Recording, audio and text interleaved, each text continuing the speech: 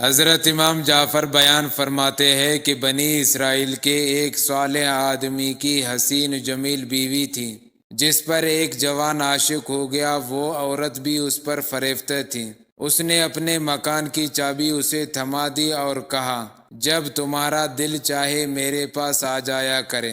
خاوند کو محسوس ہوا تو وہ اپنی بیوی سے ایک روز کہنے لگا، مجھے تمہاری حالت اچھی معلوم نہیں ہوتی، لہٰذا اپنی پاک دامنی کے لیے قسم دینا ہوگی۔ اس نے کہا، میں تیار ہوں۔ جب خاوند جا چکا تو وہ جوان اس کے پاس آیا۔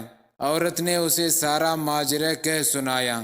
آدمی نے کہا، پھر اس سے بچاؤ کی کیا صورت ہے؟ وہ کہنے لگی، گدھے کو کرایہ پر چلانے والوں کا حلیہ بنائے اور شہر کے دروازے پر کھڑے ہو جاؤ۔ چنانچہ وہ منصوبے کے مطابق گدھے لیے دروازے شہر پر منتظر رہا۔ ادھر خاوند آیا اور اس نے قسم کے لیے مقدس پہاڑ پر چلنے کا حکم دیا، جہاں لوگ جا کر قسمیں اٹھایا کرتے تھے۔ چنانچہ جب خاوند بیوی دروازے شہر پر آئے تو کہنے لگی، میں تو گدھے پر سوار ہو کر جاؤں گی۔ خاوند نے اسے سوار کرایا۔ جب پہاڑ پر گئے تو اس نے اپنے آپ کو گدھے سے اس طرح گرایا کہ اس کا بدن ننگا ہو گیا۔ پھر اس انداز سے قسم کھانے لگے، اللہ کی قسم، مجھے تیرے سوا کسی نے نہیں دیکھا، البتہ اس گدھے والے نے دیکھ لیا ہے۔ اس جھوٹی قسم پر پہاڑ لرزنے لگا۔ اسی لیے تو نبی کریم صلی اللہ علیہ وسلم نے فرمایا کہ جو عورت اپنے خاوند سے اپنی آبرو کے سلسلے میں خیانت کرتی ہے، امت کا